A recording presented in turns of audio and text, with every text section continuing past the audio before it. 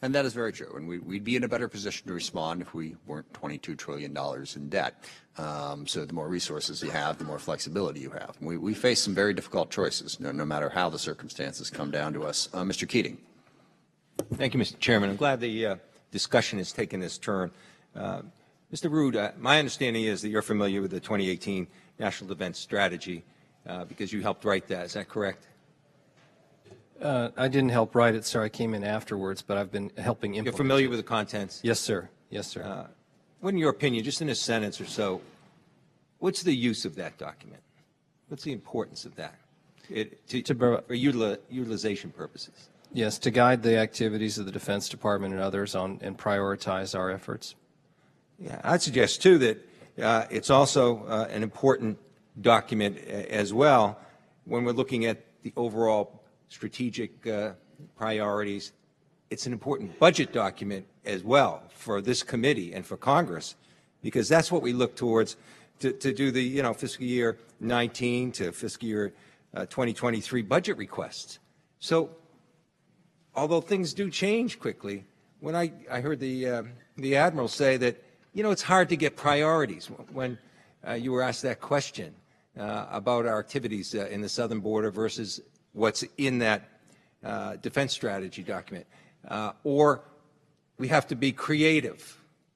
That creates problems for us doing our job and using that. For instance, Mr. Rood, is in that whole document, was the term southern border ever, those words ever in that document? I don't recall that in the unclassified version. Was the word caravan ever used? Not that I can recall.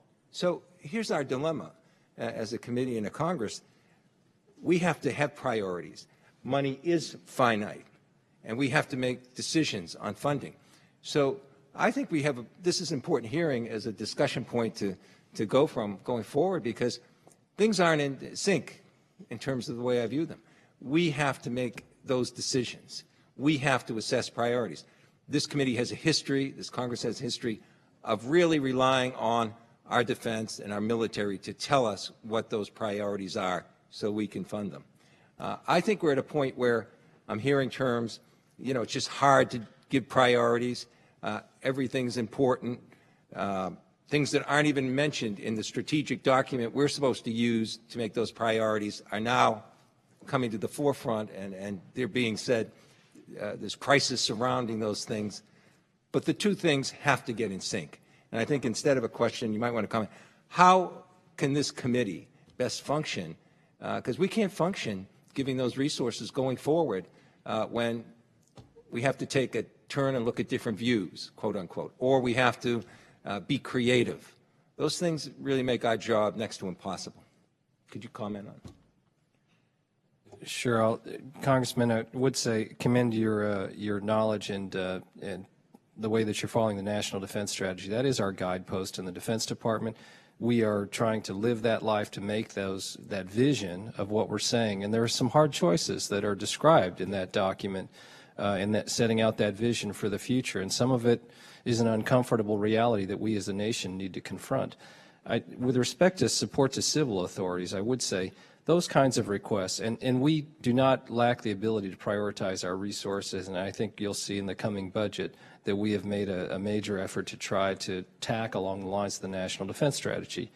With respect to support to civil authorities, of course, this is a long-standing activity the Department of Defense has done, and it's not just limited to the southern border. I mean, for example, this coming weekend at the Super Bowl, the Defense Department will provide assets in support of civil authorities. When the UN General Assembly meets in the summertime in New York or in September, we will also provide support to civil authorities for that type of activity. And there's a range of others, fires, floods, etc. I would just say this, that although yes, parenthetically, I have a great deal of confidence in the defense of the New England Patriots, I also want to say this. That's been traditionally done.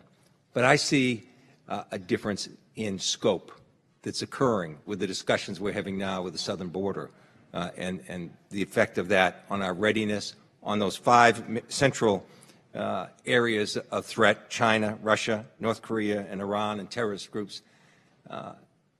In that document, that's I think our guidepost, going forward. The things that all of a sudden are getting so much more resources drawn to them aren't contained in that. And I'll just say this because my time's out, that we have to do a better job if we're going to act in a bipartisan way, listening to our military defense, to have a clearer, more accountable, and a more timely demonstration of what these priorities are. I yield back, Mr. Chairman. Thank you. Ms. Hartzler. Thank you, Mr. Chairman, and thank you, gentlemen, for your role in keeping our nation safe from threats both foreign and nearby. And Admiral, you said that it's not a war zone down there. I would just like to pause a little bit on that because I had an opportunity to go in October to the border, and I came away with the impression that we are at war, and it's with the drug cartels. As I spent time with the Border Patrol agents, and we could actually see the scouts on the other side of the border, and they talked about how we're outmanned and outfunded in many ways, and how they're taking advantage of so many people in this process, and people are dying. Last year, we lost 72,000 people to drug overdoses. 72,000. That's more people than died in the entirety of the Vietnam War. And so we have a mission to protect people's lives, including to counter the drug crisis. And the drugs are flowing across our border. Our agents are doing a wonderful job. They're finding a lot of drugs, and that's what people talk about. Oh, we're finding drugs at the port of entry. And I champion that. But I also know there's a lot of drugs that are making it across that we're not catching. And they're ending up in Missouri. And they're ending up in my families that I've talked to their parents whose child has died of a heroin overdose. That is why we have got to counter this. Missouri National Guard was deployed there last summer. They did an amazing job. They had 2 UH-72 crews. During the 6 months they were there, they had 470 apprehensions, and they got 1,986 pounds of marijuana that was seized. I thank God for what they are doing, that didn't end up in our country. But they're doing an amazing job, and Congress has actually given the DOD the ability to provide military support to law enforcement agencies specifically for countering the counter-drug purposes. Section 284 of Title 10 of the United States Code authorizes the DOD to provide support to counter-drug activities to control the transnational organized crime. The law clearly identifies various activities that DOD is authorized to conduct, including the construction of road and construction of fences, light installation among smuggling corridors, aerial and ground reconnaissance, transportation. So I guess 2 questions I'd like to focus on. How long has the Department of Defense been providing support to counter-drug operations at the border? And can you please provide specific examples of how DOD is carrying out the authorities authorized by Congress? Congresswoman, we have at the Department provided support to counter-drug missions at the Department of Homeland Security and indeed other civilian agencies for a very long time, for decades. That support continues. As you correctly point out, Section 284 of Title 10 does provide the Secretary of Defense the authority in performance of that counter-drug mission, such as blocking drug smuggling corridors, to erect barriers, fencing, provide road construction, things of that nature to aid in that counter-narcotics mission. So you're saying that Congress has authorized the Department of Defense to build a fence to counter drugs? If it that is already law? Yes, that's right. If it meets that criteria in Section 284, yes, ma'am. Okay. How many miles of fence have been built to date under this authority? I'll have to take for the record the specific amount of fencing built under that authority. Now, of course, there's 654 miles of barrier at the southern border today. Right. And I think that it's very clear we have already given them the authority to do this, and we do have a very critical mission to keep people safe and to make sure that people don't die as a result of these transnational drug cartel activity. And currently, they are. So it's imperative for us to find a solution. And I'm very hopeful that in the next 3 weeks, we'll come together in a bipartisan fashion to address the security issue as well as the humanitarian issue that Ranking Member Thornberry mentioned, because we have a 42% increase in the number of family units, and we have 60,000 unaccompanied children that were caught last year. 60,000. I'm a former teacher and a mom. This is a humanitarian crisis. We had 2 children die. As long as there's this incentive with an open border, the drug cartels are going to continue to take advantage of women and children, and people are going to die. So thank you for what you're doing. I yield back. Hi, thank you, Mr. Chairman. Thank you so much. Good morning, Secretary Rood, and good morning, Admiral Gilday. I wanted to build off of a question that the chairman asked earlier about the process of review for the DHS request. Now, when we're dealing with crises and emergencies, our nation has a process put in place with the National Security Council, convening our national security agencies to be able to discuss and evaluate those considerations and how we respond to these types of emergencies.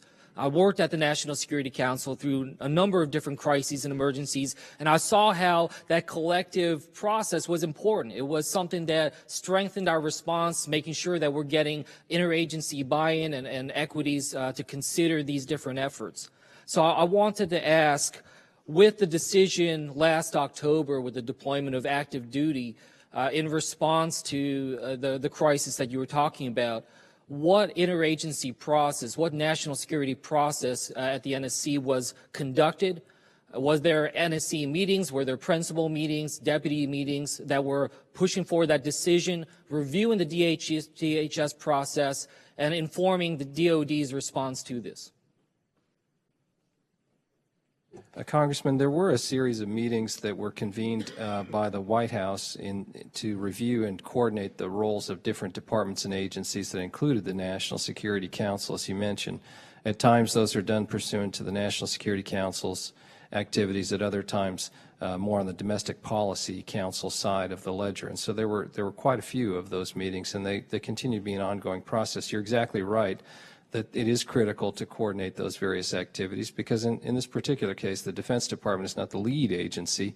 We're providing support and augmentation to the Department of Homeland Security.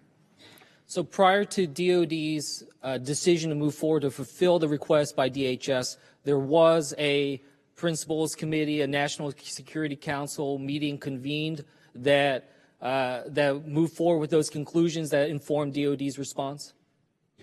There were meetings typically chaired by other members in the White House staff to convene that included members of the National Security Council staff in them.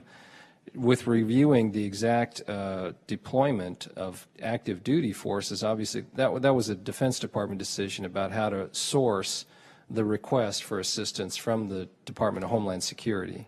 Who were the White House officials that were chairing the meetings that were reviewing this particular request during that time period? We'd have to get you the specifics, but certainly there were any number of those meetings that were held, including with the White House Deputy Chief of Staff convening some of those, as well as others such as I mentioned, with the participation of the Homeland Security Advisor on the National Security Council staff. Great. Well, I appreciate that. It's incredibly important that we follow up. So I would like to hear some greater detail on what meetings were happening and to whatever extent you can share that, because these processes that are put in place are there for our nation's protection. This process put through the National Security Act put in place something to make sure we have that constant deliberation and we have a certain amount of set standards by which we approach every emergency and crisis, whether domestic or foreign. And these are the types of steps that understand why it is we have a Situation Room in the White House that allows us to gather and check politics at the door and make sure that we focus in on approaching these with the best security in mind for the American people. So that is why I asked those questions. Thank you. I yield back my time.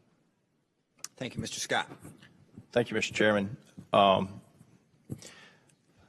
know the chair mentioned that the 2018 DHS budget was funded, and to be honest with you, I remember very little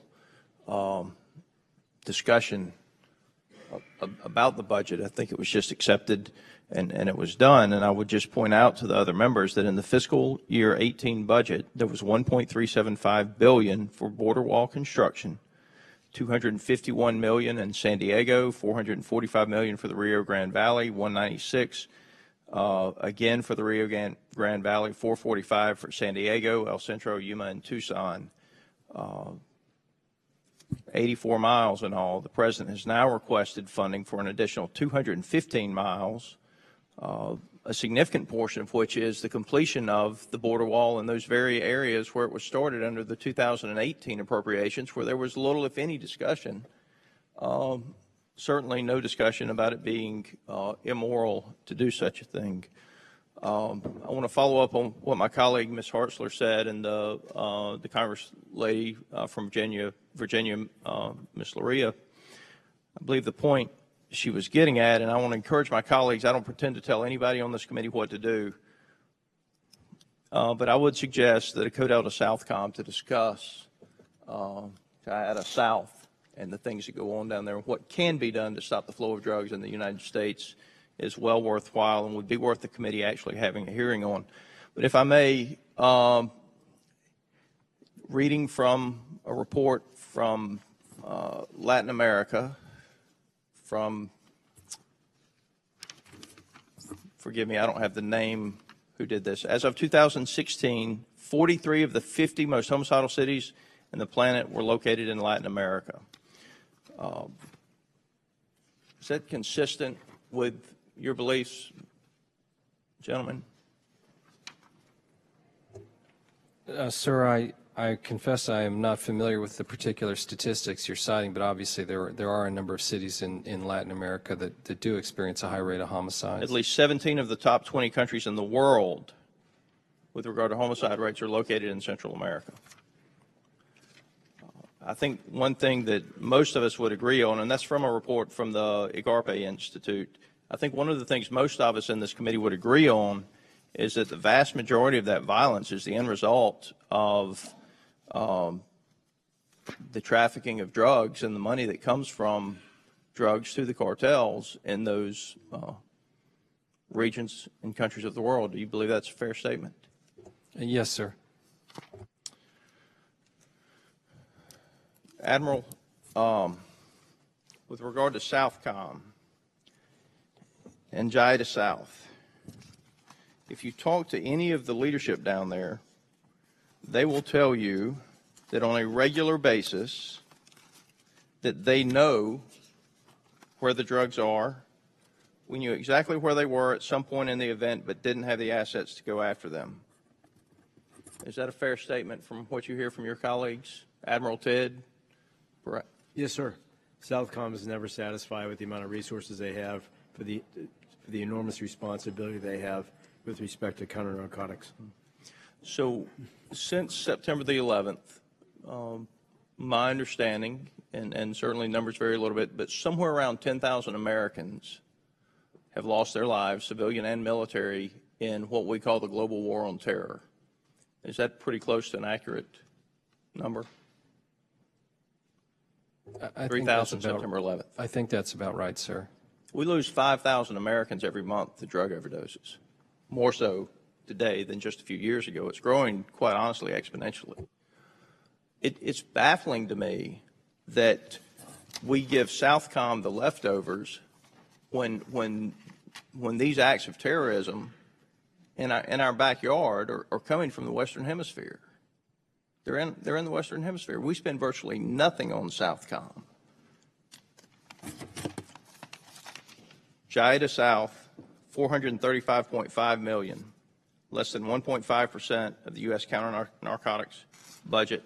It resulted in greater than 76% of the interdictions of drugs coming into the United States. Mr. Chairman, my time is about to expire, but I do hope that the committee will pursue the funding of Southcom and Jai to South and the role that they play in the war on drugs coming into this country, and what our help through that means can do with regard to bringing stability in Central and South America.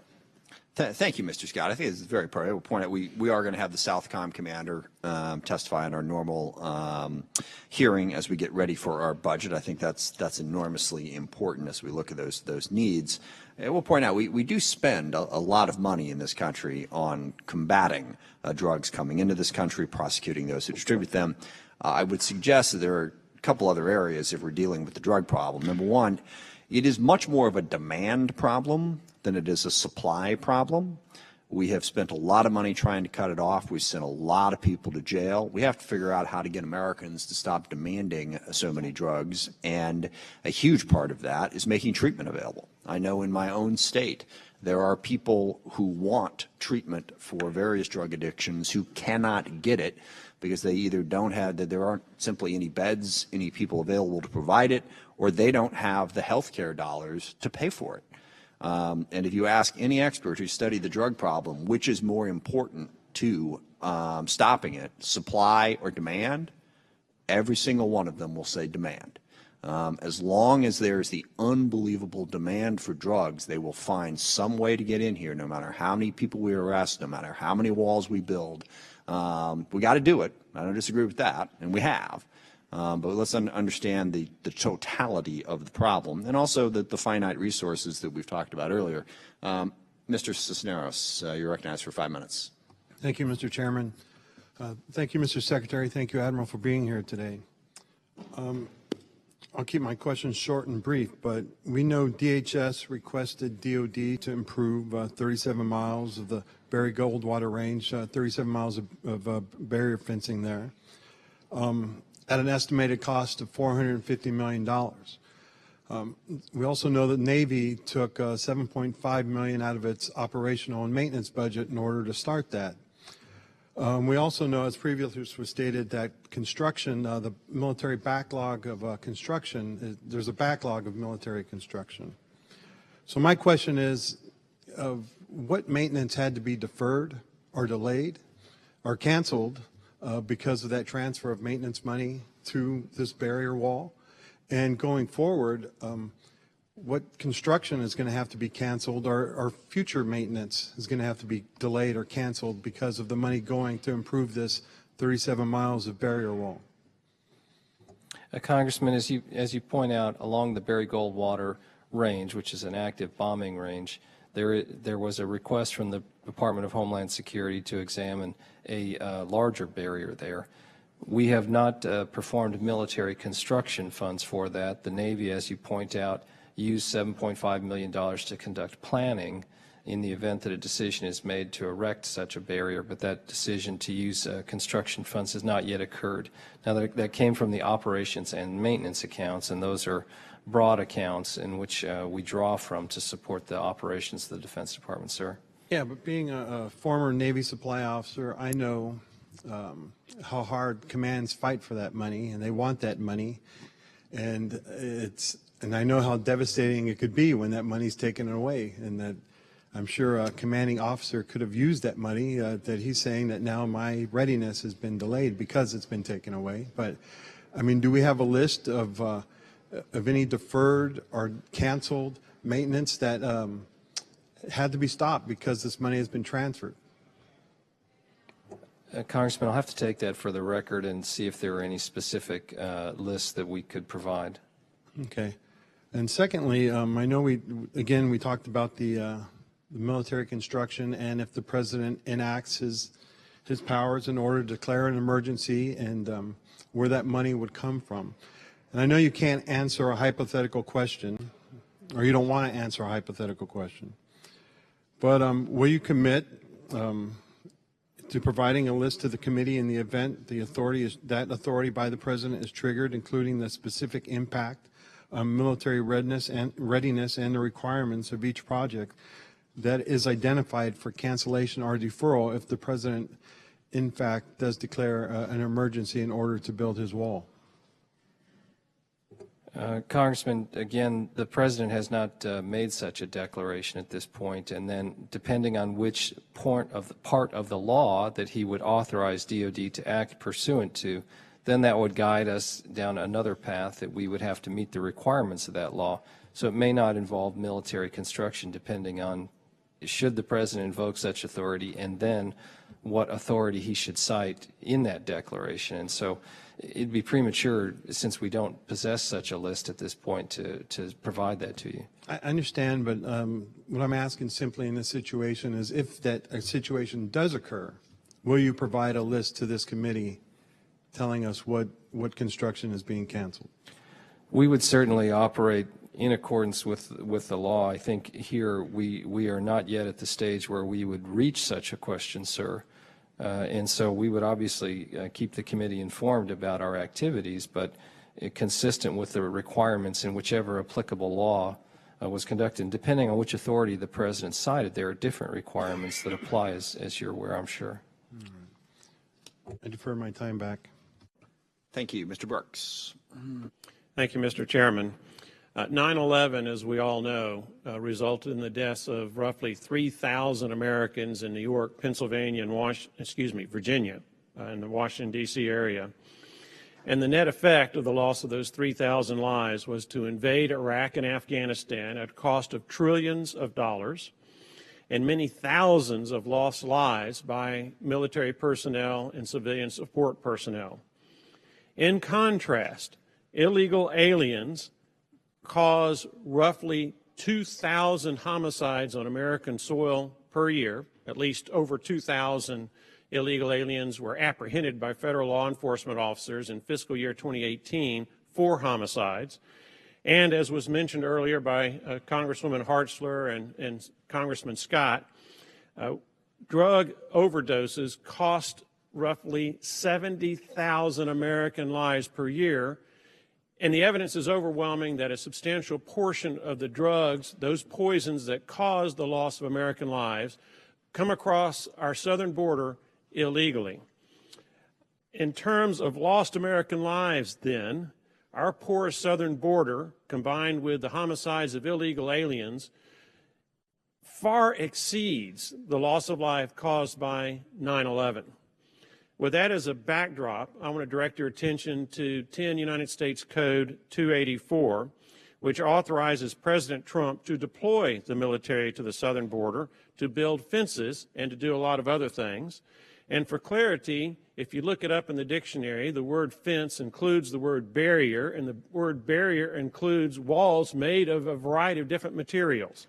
So that having been said, it seems to me that 10 U.S. Code 284 can be used by the President of the United States to direct the United States military to build a wall.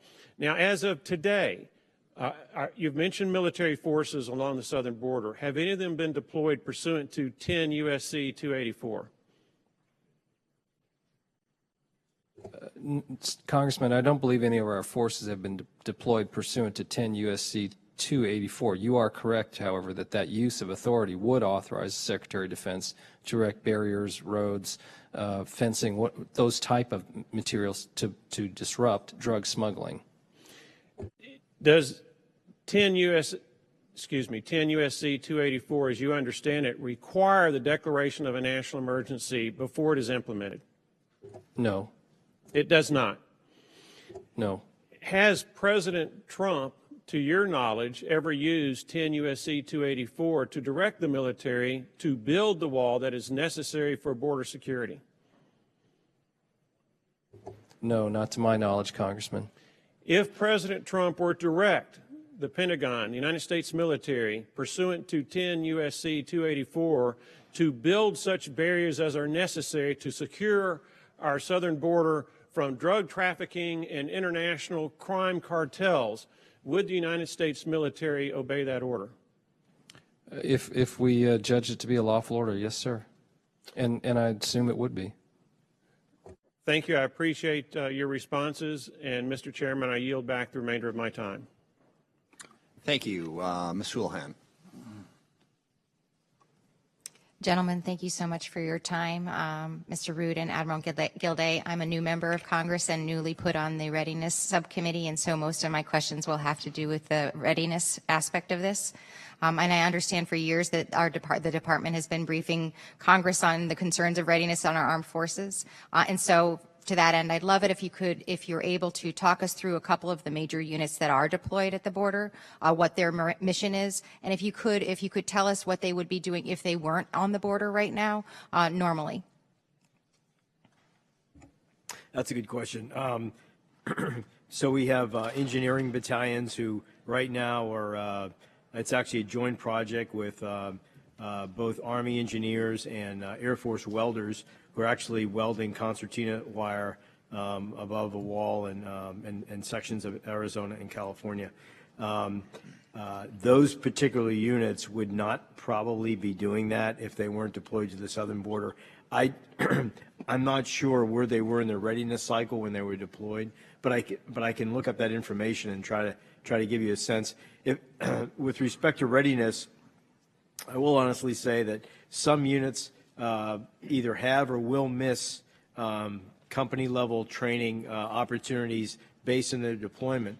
But because we're limiting the deployments to fairly short periods of time, we believe that in every one of those cases we can recover from that. So if it would be all right to ask for the record, if we could have a list of all of the units that are deployed and also their DERS reports from before and after the deployment, so that we could understand from a quantitative perspective how the readiness has been affected, if it has been positively or negatively. My second question is for either of you all, and I understand in reading your preparation material that in some cases small portions and in some cases individuals are being deployed from their units, separate from their units. And we know that units have a finite period at home to train for their next deployment. Are we hurting their home unit training or readiness? Are we impeding or impairing individuals' career abilities by deploying in this way? I don't think it's a significant impact based on the short duration of time that we are deploying them. We have tried to, whenever possible, deploy our personnel as units instead of deploying them individually, because that's how they were trained and certified, and so we're trying to maintain that construct so we get the most out of that deployment forward down to the border. There is a cost with respect to dwell time when we do deploy them. We have to recover that, and so there's no way around that. But again, we have tried to minimize the time away to minimize that recovery. So it definitely is clear in the preparation materials that I read that there were some individuals and very small groups of people that have been deployed. And so I would like to know if there's any way of capturing the impact of that you could report back to us from a quantitative perspective. The next question that I have is for Mr. Rood, which has to do with Title 10 and Section 276, which states that the Secretary of Defense should prescribe regulations to ensure that the provision of any support to law enforcement does not adversely affect the military preparedness of the United States. Are you aware of any directives or policy statements put forth by the Department to ensure that any readiness impacts of this border deployment has been mitigated? The deployments that have done to the border area, of course, are all consistent with our domestic authorities and are not DOD personnel deployed there are not engaged in law enforcement activities. The Secretary does gauge their impact on readiness, and as mentioned, we track that through a regular reporting system, and depending on the units, in some cases readiness is increased, in other cases it's declined, and that varies over the course of a deployment. So I'm not certain if I heard a yes or no answer to the question. I guess I was asking if there were any directives of policy statements put forth by the Department, and I didn't know if I actually heard a yes or no on that. Could I ask you to clarify? You're asking for a directive that changes the present policy on I'm looking usage? for how the directives are being implemented specifically. Perhaps I could take that for the record. I'm not aware of any change from our past So practice it with sounds like respect to. that's a no, I guess, is the answer. I'll confess I'm not sure I properly understand your question. I'm sure it's my issue, Not a problem. Not a problem. I yield the rest of my time, and thank you, sir. Thank you, Mr. Chairman. At this hearing today, we've heard comments that have already established that the current U.S. military presence on the southern border is indeed similar in size and scope to the DoD's support to border protection and security over the previous two administrations. And I understand that DoD pays the bill to support DHS through use of operation and maintenance and personnel funds, usually to the tune of about $100 million per year. My question, and this will build upon some of the previous questions, is what, if any, readiness functions go unfunded or unexecuted because of the additional cost to support missions like Operation Guardian Support and Operation Faithful Patriot? I know in the previous response you touched upon the cost because of dwell time. Can you go further in depth on the dwell time issue, but any other readiness impacts? So in terms of monetary cost, in terms of what we've had to reprogram in order to conduct an out-of-cycle deployment. I'll have to get back to you on what the trades were in order to make that happen. So we didn't do something. We're not going to do something based on that deployment, but I'll have to go back and take a look at that in order to give you a more concise answer. Okay, I think that is really important that we get that information. Building upon that, and this was also touched upon previously, but I'd like more specifics. Can you describe what the training value is to active duty Army and Marine Corps units deployed to the southern border? And are we ensuring that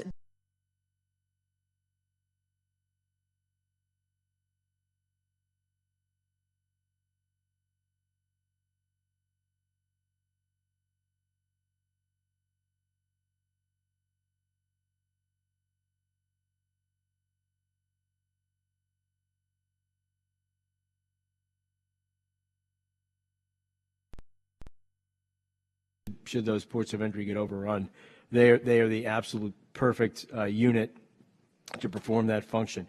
I mentioned earlier they've received great training value from the training vignettes that they've done with CBP in preparation for that mission. And my last question is, since the October 2018 request, how specifically have border points been hardened during the initial deployment of active duty personnel? And what specifically does that hardening involve, and which specific points were indeed hardened?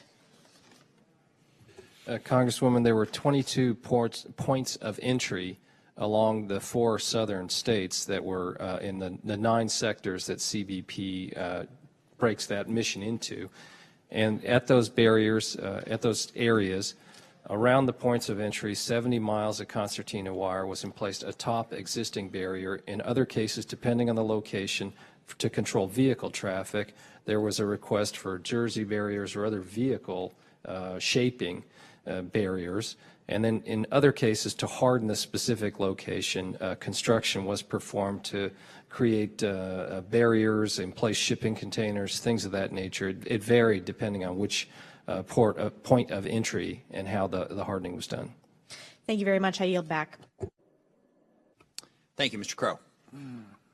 Thank you, Secretary Rood, Admiral Gilday. We appreciate you being here today. I've been struggling to try to piece together a chronology of the decision to send the active duty troops to the border. As many of my colleagues have pointed out, there's a long history of National Guard and Reserve cooperation and support. But what distinguishes this is the use of active duty and the number of active duty troops. And I'm also very concerned always with operational need driving the use of active duty forces as opposed to politics. So could you help me answer a simple question? Who originated the idea to send active duty soldiers to the border? Did that idea come out of the White House, or did it come out of the Department of Homeland Security? Neither, sir. When the request is received for assistance by the Department of Homeland Security is the mission holder, and they provide a request for assistance where they are unable to meet their needs to the Defense Department. The Defense Department then looks at those needs, whatever the request is, and tries to identify from the total force the best way to source the mission need. And that's where the decision ended up being made in that particular case, as Admiral Gilday testified, to use active duty troops last fall in addition to the National Guardsmen that were already deployed. So there was a determination that there were no sufficient National Guard and Reserve forces available to meet that request. Both. So it was primarily driven by timing. I described at the time the direction came from the White House and those migrants were massing down in southern Mexico. The direction was to move forces fairly expeditiously to the border. And so based on the fact that you said that directive came from the White House?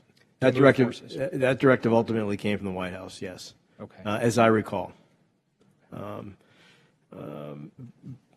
So that direction for us to deploy, not necessarily to use active duty forces, that was a decision made inside the department.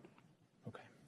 The second question relates to just the living conditions for our troops on the border. There were reports late last year of our soldiers in tents without running water. Can you please explain for me what the living conditions for those soldiers look like right now? My understanding is that the living conditions are pretty good for deployed units that are living in tents. I haven't heard any reports, sir, of lack of running water or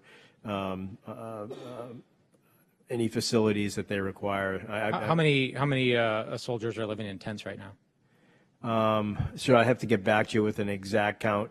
Based on the mission and the location, we probably have some people in hotels, particularly as we move to this, as we transition to the missions between the POEs, out in the middle of the desert in some cases. Okay. So I'll have to get back to you with specifics. Admiral, you said earlier that barriers are ineffective unless you are also surveilling them. One of the requests from DHS is to build an additional 150 miles of concertina wire by March of this year. Is it your understanding that that 150 miles will also be surveilled mileage? It is not. I don't know what CBP's plan is along that section of concertina wired wall that we're helping out with. I don't know what their long-term plan is. So by your definition that a barrier has to be surveilled to be effective, then would some of that mileage potentially be ineffective? I'm not sure if there is. Sir, we received the request for assistance again from the Customs and Border Patrol, but it is our understanding they do have a surveillance plan along these barriers. In some cases, it's to go in addition to existing infrastructure that's there, sir.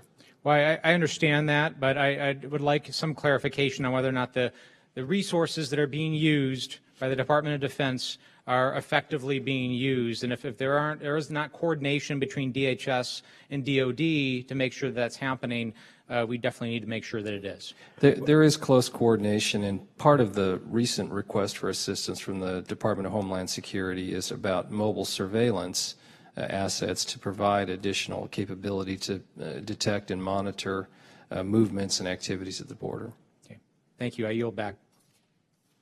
Thank you. We're going to try to wrap this up at 12:30 just because I don't want to abuse the Pentagon witnesses the first time they send them over to me so that they don't send any more. It may slip a little bit past that, but if we could move as quickly as possible through the rest here, that'd be great. Mr. Gates. Thank you, Mr. Chairman, and note taken. Okay. Admiral Gilday, as you're aware, one of the cost drivers for military construction is the changing classification of the mission, where the mission itself is not changing, but perhaps it goes from, TS to TSSCI or to some different security classification. In a world, and I know this hasn't happened yet, but in a world in which MILCON dollars were used for a barrier at the southern border, would we expect those missions perhaps to be reevaluated in terms of their classification, or would we expect those construction projects to sort of goose to the top of the list in a reprioritization?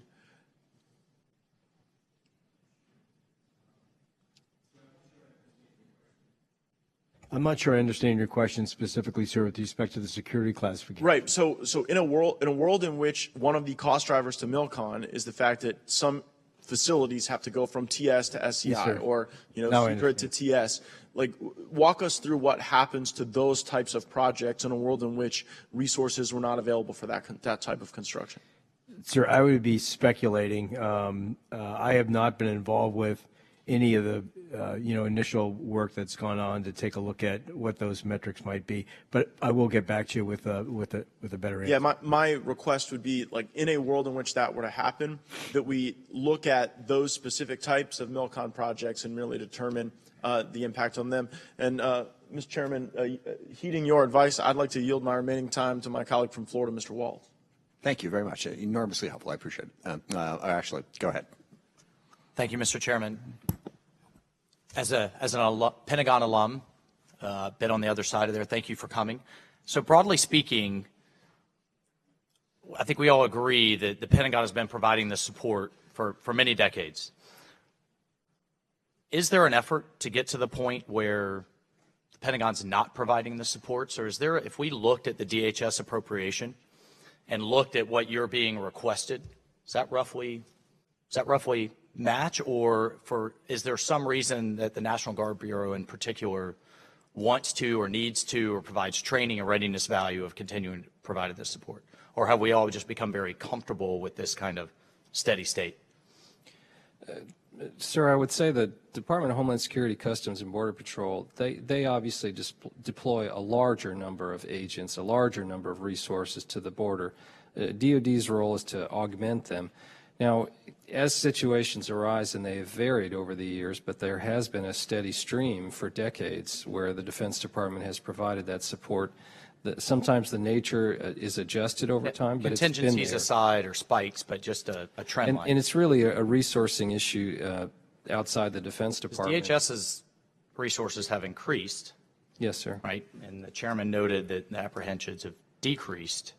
Are you seeing, bottom line, are you seeing an increase or decrease in requests over time, over, say, the last several years, aside from the recent caravan coming from DHS? In the last year, we have seen an uptick, if you will, in the requests due to the increased activities and the flow. And again, I mean, the volume is instructive. Last year, over 500,000 apprehensions by our law enforcement authorities. A larger number of people entered the country and were not apprehended. Last 2 years alone, a larger number than the population of Washington, D.C. have been apprehended, or a city the size of San Francisco. Right. Apprehensions in 2 years. On the active duty side, I'd like to echo Ms. Stefanik, my colleague, and I'd be very interested in what are the active duty troops not doing? I mean, what was the opportunity cost? Did they miss training rotations? Are they in the lineup for deployment? The effect on dwell time, just understanding better that cost. And then finally, I'd like to echo Mr. Scott in the importance of JIATF South. Secretary of Navy Spencer has indicated that ships are critical to the deterrent of drugs coming across our waterways. Admiral Kidd indicated we're only stemming about a quarter of what we're detecting, 1/4. Is there any reconsideration for the Navy providing more assets to Southcom, particularly LCS, which would be uniquely suited for that mission? Sir, it's not a Navy call. And so I go back to the National Defense Strategy, and as unpopular as it is a ruthless prioritization. And I don't think that anybody in uniform disagrees at the severity of the drug problem. But the gentleman's time has expired. So, okay, fair enough. Good there. Ms. Slotkin. Hey, gentlemen, thank you for doing this. I have been in your seat, and I know it's getting on in time here, so thank you for sticking with us. As someone who's at the Pentagon, who was married to a 30-year Army veteran and has a stepdaughter on active duty right now, I am extremely concerned that we preserve the perception and reality that the U.S. military is apolitical. So the three concerns I have, or the three questions I have, are one, about the timing of the decision to deploy, which is hard to feel wasn't political given how close it was to the midterms. Number two, the choice to put active duty folks down there instead of Guard, which I absolutely agree has been done for a long time by many administrations. And then three, the missions that those active duty folks are pursuing and any bleed over into law enforcement activities, which of course goes back to the very founding of our state. So on the choice to deploy, on the timing, in answer to Mr. Crow's question, you said it was a directive from the White House. Is that correct? In the form of a memo? As best as I can recall, not specific that active duty be deployed, but that the U.S. military respond. And accompanying that is, of course, a formal request for assistance from the Department of Homeland Security. Of course. Was there anyone, civilian or military, at the 3-star rank or above who disagreed or pushed back on the request and the timing of the request? To your knowledge, I might just obviously that you would be aware of. There were certainly discussions about making best military advice on how we should respond. Was there any formal dissent, any transmissions back to the White House with the dissent of anyone, civilian or military, above at 3-star or above that you're tracking? No. Okay. On the choice of active duty, so I heard your reply, I think, to Representative Luria that it was really available forces at that time in having to get to the border very quickly. Is there any other factors that went into the decision to use active duty over guard besides speed, for the record? Intelligence reporting, obviously we're in an unclassified setting. Any other factors on record that led to the decision to use active duty? I think other factors were capacity, the right skill sets, readiness impacts were considered, and timing was key. Was there ever a consideration of, we've now seen stories come out of some, I think, misstated talking points about the terrorist threat emanating out of the caravans, out of the number of terrorists that were coming across the border in that area. Was there a threat assessment in any way that led to the choice to use active duty over guard? No, there was no connection. Okay.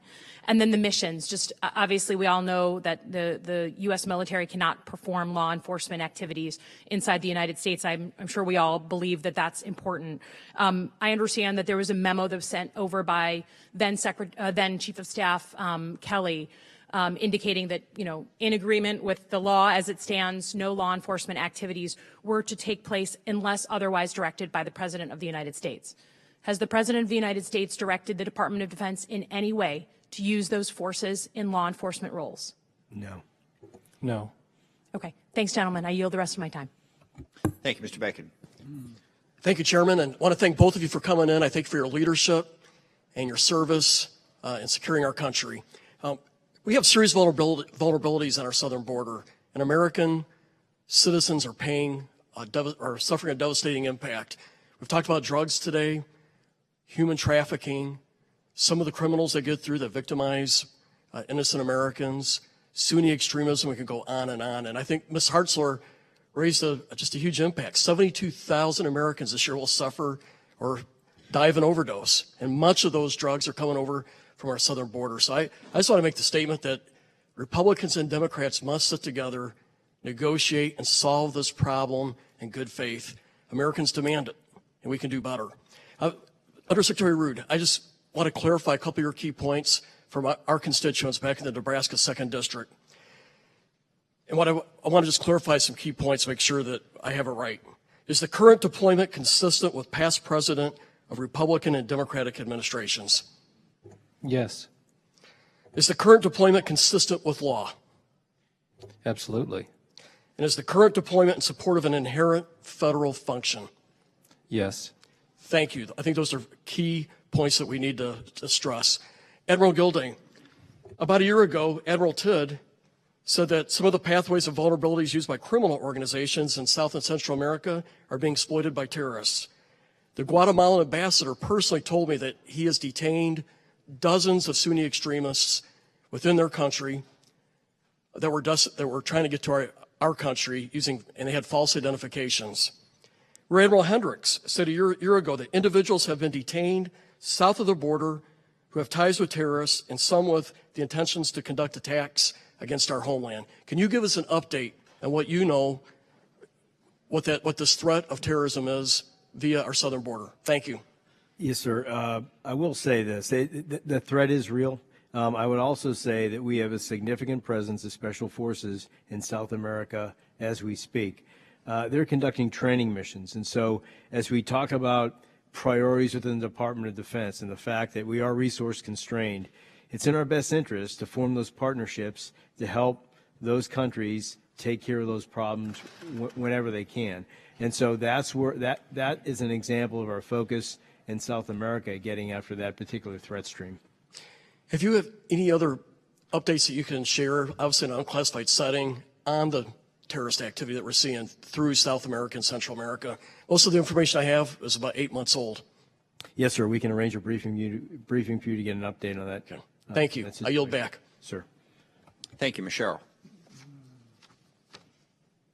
Thank you, gentlemen, for being here today. Thank you for your preparation. You're obviously, you've taken quite a bit of time to come here, and thank you to your staff for all of the preparation as well.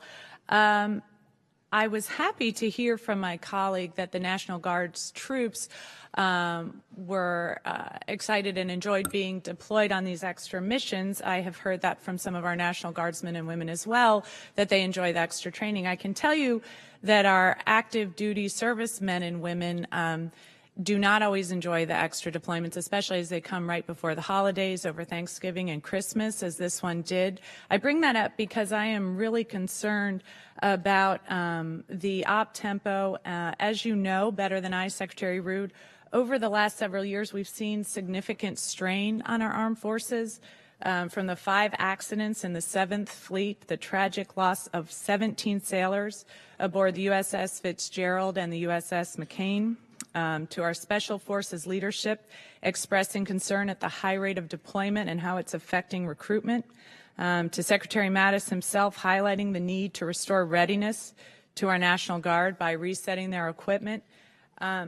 We have seen strains in our military. I know that's something, Admiral Gilday, that the military has been working very hard to get troops back home with their families at a better rate. You, I'm sure, during your service saw the difference after 9/11 in troop deployments and what a hardship that could be on our military service member and families.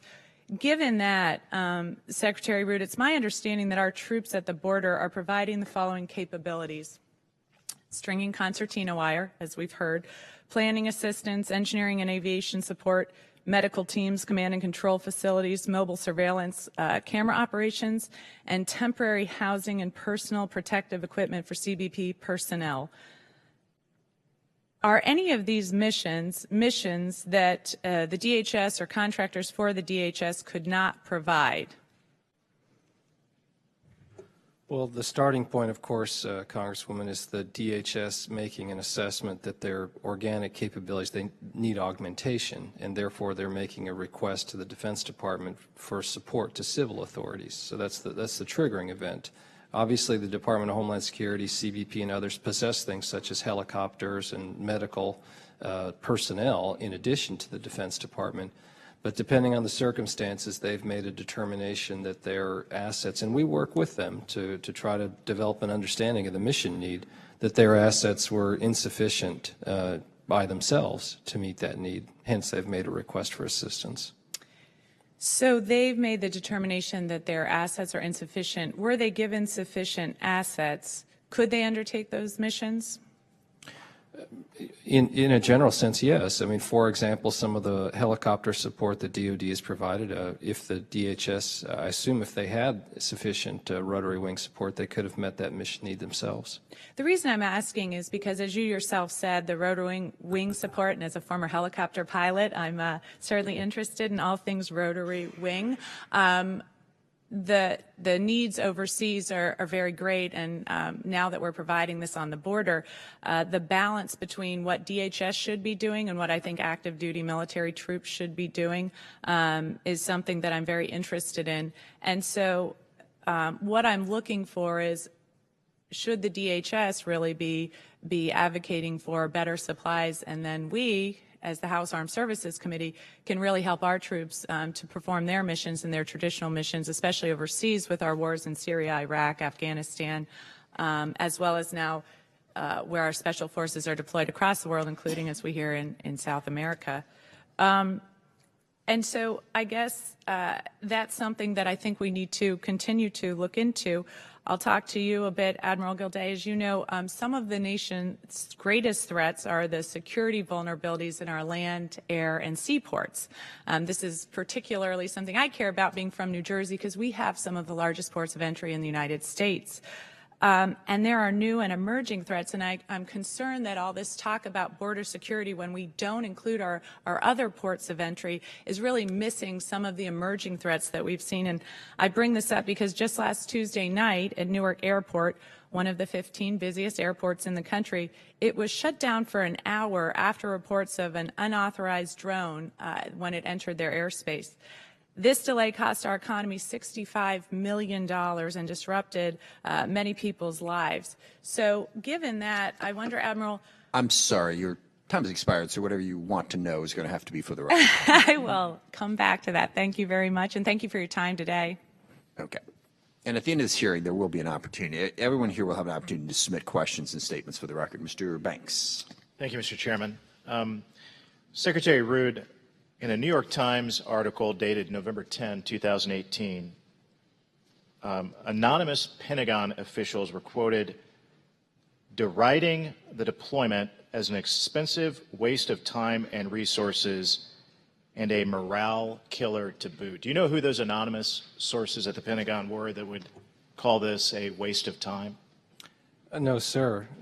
Obviously, this is a mission that we take seriously at the Defense Department, that we've executed before in various permutations, and we are executing in support of our colleagues at the Customs and Border Protection. Clearly, you would agree everything that we've heard over the past couple of hours would contradict those anonymous sources who called this deployment a waste of time. Would you agree, simply? Yes, border security is an element of national security, and that is part of the Defense Department's mission. In a Time magazine article dated November 15, 2018, former Secretary of Defense Chuck Hagel said, quote, "It's a waste of time. It's clear to me that he's using the military as political pawns, which is completely irresponsible." Everything that we've heard over the past couple of hours would clearly contradict former Secretary Hagel's account of what's occurring at the border that our troops have contributed to, correct? Sir, I have not read former Secretary Hagel's comments, but I can say our mission is devoted to supporting the Customs and Border Patrol. There is a very legitimate, long-standing mission that we have performed over the years at the Defense Department and are doing so again. Later in that article, it's quoted saying, quote, "Troops often find themselves with little to do. They fill their time throwing a football around, texting their girlfriends, exercising, or waiting for the outdoor mess hall to open." Secretary, wouldn't you agree that quote and these descriptions are not just disrespectful but downright demeaning to our men and women in uniform? Our men and women in uniform are very devoted to the missions that they've been sent upon, and the type of behavior you're talking about, waiting for the mess hall to open or throwing a football, by the way, my travels around the world is not unusual behavior as well, for our troops. That's right. Admiral, I wonder if you can, in your opening statement, you talked some about the surveillance mission. I wonder if you can, we haven't talked a whole lot about that today, but can you describe or give us anecdotes of what is involved with that mission and how our troops have contributed to that? So we're just transitioning now from our missions at the ports of entry to this surveillance mission between the ports of entry. We have an ongoing pilot program right now with the Marine Corps, with the Special MAGTF 7 out of Camp Pendleton, is actually working with CBP. One of the things we're trying to do is get our arms around the exact requirement with respect to manpower. And so the systems are a little bit different than the systems that we have in the Marine Corps or in the Navy or in the Army. And so we are there'll be a training period, but essentially they're trucks and vans that have a surveillance camera suite. And we are the mission is to conduct surveillance, detection and monitoring between the POEs, so that we can then cue CBP to come in and make and detain the people. Fairly simple mission, but again, you go back to the effectiveness of a barrier or any type of wall isn't effective without surveillance. So we owe you a report out on whether or not on the effectiveness of this operation. We have direction from the Secretary of Defense to conduct an assessment in no less than 90 days.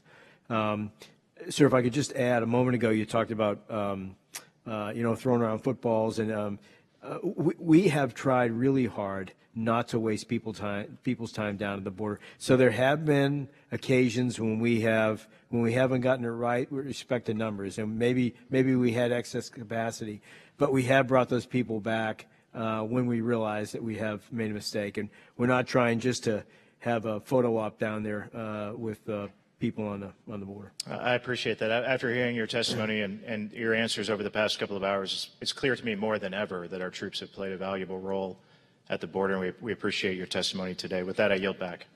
Thank you. We have 3 people left who want to ask questions. It is after 12:30, so if we could, and 2 of whom represent districts on the border, so I want to try to get to them. But The quicker we can do it, the more the witnesses will appreciate it. But Ms. Escobar from Texas. Thank you, Mr. Chairman. Gentlemen, thank you so much for being here. I'm very grateful for your leadership and for your responses to the questions. I come from the U.S.-Mexico border. I represent El Paso, Texas, which has been one of the safest communities in the United States for close to 2 decades. The vast majority of the individuals that we are seeing coming to the southern border are people seeking asylum. They are not individuals here who are setting out to do us harm. I want to recall that in 1997, and would like for you all to help me out with this, a young man, Ezequiel Hernandez, was shot and killed by a U.S. Marine who was patrolling the border.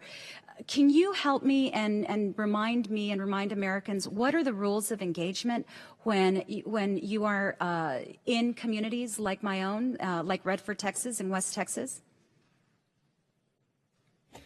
So they're not rules of engagement when we have forces deployed in domestic situations like this. They're actually standing rules for the use of force. And they're guidance that authorizes the use of non-deadly force in order to control an escalating situation. And the emphasis in our training is towards de-escalation. So how can you use a minimal amount of force to get the problem under control so that it doesn't become a larger problem? We always have the inherent right of self-defense to use deadly force, but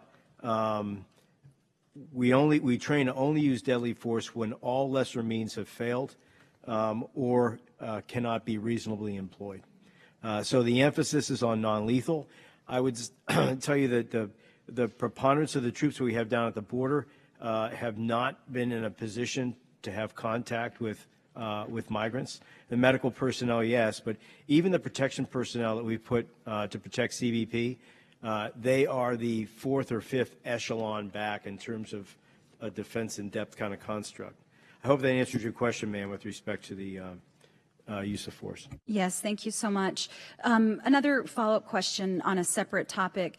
Last summer, during the height of the family separation crisis, the Department of Homeland Security asked the Department of Defense to prepare to receive unaccompanied minors at some of the military installations. In my district, Fort Bliss was identified as one of those potential sites. Can you provide us with an update? Have any other sites been identified? What is the status of this? And would you commit to notifying this committee of any updates on this topic?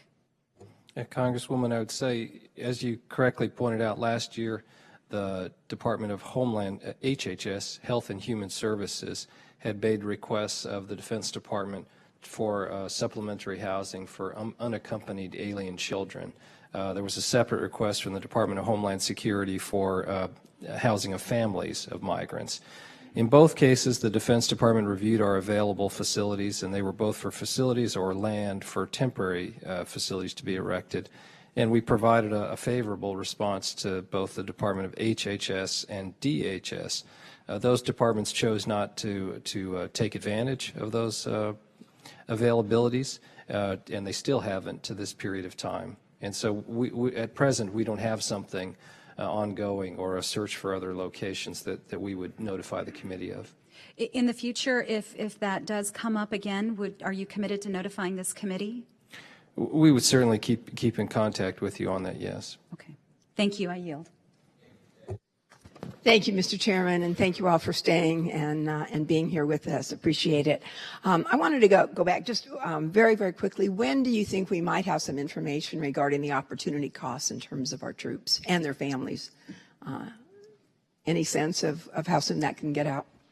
Ma'am, we'll take a look at that as soon as we get back this afternoon and get back to you. Again, I don't think it's been significant in terms of time, but we do owe you an answer on that. Okay, thank you. I want to go to the national emergency that we're talking about, and I understand, Secretary Rood, a hypothetical, if you will, but at the same time, it's not so hypothetical if we're looking perhaps into 3 weeks from now. What does that look like from the viewpoint of the military? Well, as you know, Congresswoman, the President has the authority to declare a national emergency, or the Congress. And so obviously we would await such a determination by either the Congress or the President. And depending on what authority, in this case the President, I think you're referring to, were to cite, it then triggers certain requirements depending on which statute is utilized. And so we have looked at done some prudent planning to try to determine what our legal obligations would be, to make sure we understand the correct operation of those different authorities. But at this stage, it hasn't progressed to the point that I'm aware of that the President has. What I'm wondering about is that the number of illegal crossings, clearly they're down. I mean, they're down even from George W. Bush, I believe, even half, from 1 million, somewhere's in the neighborhood of about 400,000 at this time. So it's not the number of crossings. We didn't declare a national emergency at that time. The President Bush did not do that. What is it now? Well, the numbers of crossings have fluctuated over the years. Last year, and we rely on the Department of Homeland Security for this data, their number of apprehensions, there's a larger number of people that come across than are apprehended, of course. And they gave us 521,000 in fiscal year 18, which is up from 415,000 the previous fiscal year. The difference is really the caravans and some of the nature of the asylum seekers. Is the nature of the asylum seekers, though, is what they need something different?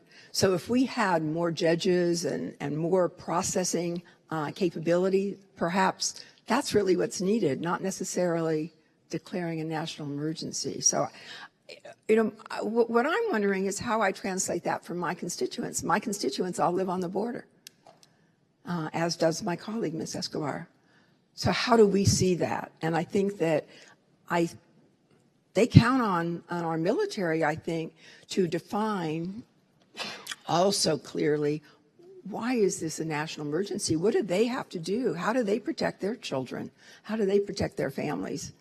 I don't know that we have a national emergency for natural disasters, but I don't think in the state of California or in the country we've declared that. Other presidents have not stepped in to do that, even though the situations were different for them. So I think we owe it to people to try and explain that a little bit better and I think that's done. And the other thing, very quickly, and thank you again for your indulgence, the concern of border agents. Just this weekend, I happened to be talking to one of our Border Patrol agents who was sharing with me what we know is that they need more agents. And we put more money into that. We actually had one contractor who did a miserable job at it, but we were doing better. But we also had a tremendous number of people who left the service. How are we going to keep up? And what role do these discussions have? I know that my constituent really felt that we've made it very difficult for people who want to be a border agent today. Not your problem, but I just think it's one that we need to recognize. If we're putting more money in, that's great, but we're not hiring the people because we're losing as many people as we're hiring. And so the attrition rate is really what's causing this problem. Thank you very much for being here. I appreciate your. Thank you, Ms. Spear. Thank you, Mr. Chairman, and thank you both for indulging us. I'm going to be as brief as possible. Let me first say that I wish my colleague on the other side of the aisle was still here. He referenced a service member as being disrespectful for commenting that it was a waste of time. I would suggest that that's the actions of a whistleblower, not someone who is being disrespectful. I spent Christmas Eve at the border serving our troops. In addition to doing that, I had 3 one-hour meetings with different groups at the border. And the colonel there said to me at the end of my time there, our mission is complete here. That was on December 24th. The service members told me about placing sea wire at the border. But they also said to me, people who are climbing over those fences and walls aren't running away. They are sitting on the wire or at the wire waiting for a CBP officer to come and so they can be apprehended as asylum seekers. So I'm concerned that the readiness that we should be working on with our service members is not being done. Many of these service members now have lost time with their families at Thanksgiving, at Christmas, at New Year's, are still there.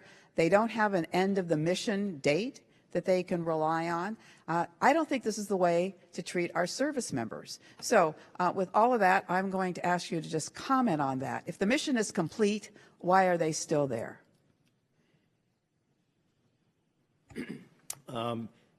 So, ma'am, at its peak, we had 5,900 troops, active duty, deployed to the border.